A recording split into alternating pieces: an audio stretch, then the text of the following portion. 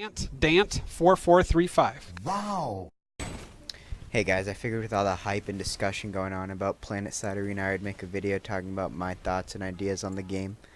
I want to preface this by saying my knowledge is basically limited to all the discussions on Reddit and all the discussions I've had with friends, so I haven't really watched any videos other than the trailer. So if anything that I'm saying isn't entirely accurate, I do apologize, and I hope you guys will correct me if I do say something you think is off. Unless you're a TR player, then you might as well just go lay down underneath the lockdown max and lick his nuts for a little while. Anyways, this brings me to my first point, which is the story presented so far. I also want to say that just because I'm starting out with a more negative point doesn't mean this whole video is going to be negative views on the game. I just think this is the one thing that stood out to me so far that I strongly dislike.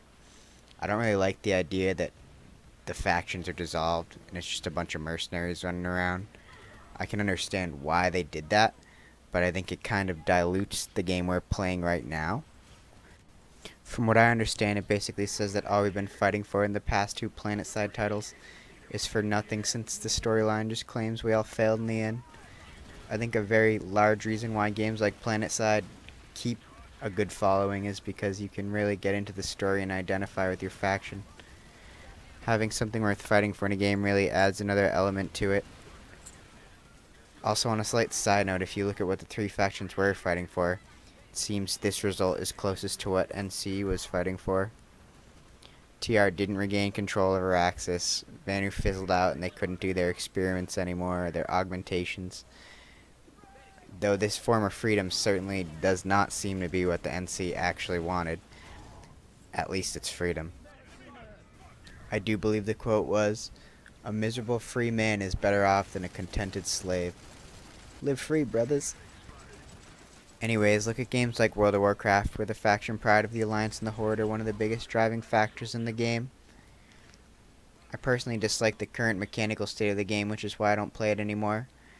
But I will always remember and cherish the memories of slaying orc after orc after orc, hanging out in Silver Moon as a blood elf. I remember when the game Terra first came out. Me and a lot of my friends thought it was going to be a fun game. At first we really liked it. We liked the class mechanics, we liked the beautiful landscapes. I think it's still one of the most beautiful games I've ever seen. But they had a weird PvP system. Basically anyone could outlaw up, and then you would be attackable. So it kind of gave you no real reason to fight, because it was just like fighting for the meme of it.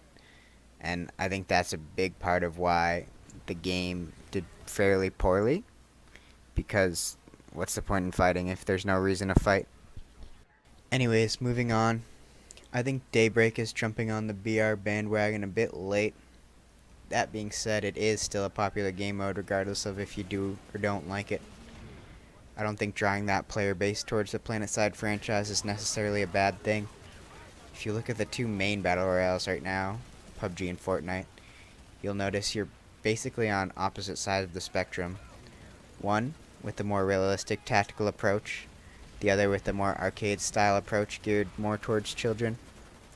I personally enjoyed PUBG for a while. I think the gunplay and just general state of the game got a bit worse over time, which is why I don't really play it anymore. Sure, they optimized some of the stuff and it got a bit better, but the game just didn't feel that good to me around the time Miramar came out. Fortnite, on the other hand, my friends got me to play right when it came out for beta. I thought it was absolute garbage, not even remotely fun. I think the building system is terribly boring. I think the game is just generally awful, and I never touched it again after that. Though I'm not surprised that it blew up.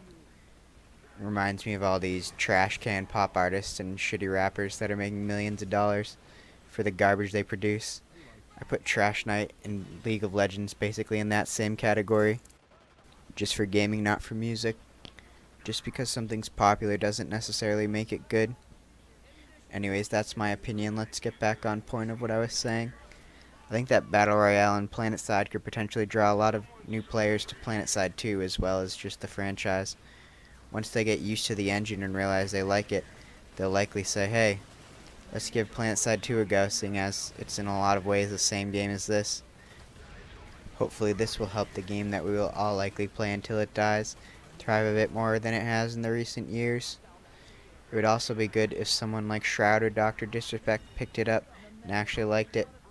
Can you imagine if Shroud tried Planetside 2? Give that lad an extended mag EM6 and he'd probably shit on entire platoons in the right situation. Anyways, talking about PUBG players leads to my next point, which is optimization and performance. Planetside 2, in my opinion, has had its moments where it's really not running well. But that's just something that happens in almost all games. I don't think I've ever played a game that hasn't lagged. I think overall Planetside 2 handles massive battles pretty well. I saw that Planetside Arena proposes that they'll eventually have battles of up to 1,000 players. I truly hope that Daybreak has figured out a way to make that run well for people, not only with great systems, but for people that have average systems as well. I think it's key that all players can experience the game without constant lag or frame drops. Otherwise, I think it will fail, similar to how PUBG ended up losing a ton of its player base due to their inability to fix bugs and make the game run smooth over such a long period of time. Moving on, I never really cared too much for matchmaking systems in games.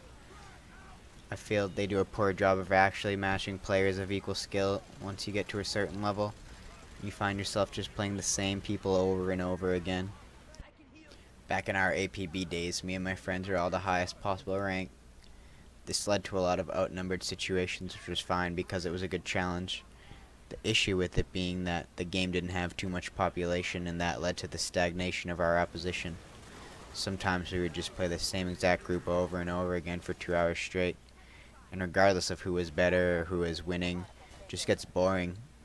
Certain players all have certain tendencies that you learn, and that's all good fun, but time and time again, day after day, it just ends up being boring and stagnant, as I said. Planetside 2 isn't as bad in that sense, seeing as the fights are always so fluid and there's always two fronts you can fight on. I feel as though if the population in Planetside Arena ends up not being that great, the same thing that happened in APB could also happen in that game. To get into the technical aspect of the game a bit more, I recall during the live stream they mentioned the 250 vs 250 massive clash. Going back to the lack of factions and the cosmetics they'll be putting in the game, I feel it'll be very confusing realizing who is and isn't on your team, unless there are constant nameplates on the enemies and allies, similar to when enemies are spotted. I also think that classes having jetpacks might make the game a bit one note, even though you have the ability to fly anywhere. But that seems to be something we'll have to try before we know whether or not it will be good or bad. They also mentioned the heritage look of cosmetics, alluding to the old factions, but from what they're showing, they entirely ignore VS. Hopefully that's something that will change in the future. Maybe they just didn't put it in the game yet. To me, it sounds like they're making the game try to be more of like a Halo / Battle Royale type Planetside, which could end up being fun, seeing as most of us who enjoy Planetside 2 were also huge fans of the Halo franchise back in the day. I also think that in a Battle Royale mode, orbital strike grenades are going to be absolutely ridiculous. I think it's going to take some of the competitive aspect out of it when you're having a good fight with someone. Some dickhead just chucks an OS grenade on top of you.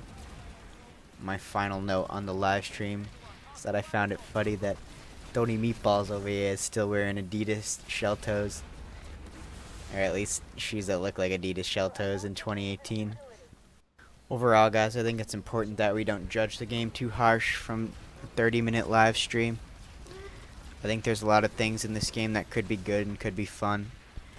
And I feel like the negativity that everyone has had on Reddit and towards Daybreak over it really isn't that necessary. If you try the game and you don't like it, then you don't like it. You don't have to play it. I'm sure Planetside 2 will still be going strong. I think for most of the die-hard Planetside 2 fans still want to stay in this game more than Arena. Sure, they'll play both, but I think overall this game will still take priority for them. I'm sure it will for me as well. Anyways, guys, I just wanted to take a minute here to thank all of my subscribers and friends who have watched my videos in the past year. I know I'm certainly not the most skilled player in the game, and I notice some of you my musical taste can be a lot different than what you're used to. But to all you guys out there who have stuck it out through me learning to edit better and becoming a better player, I truly do appreciate it.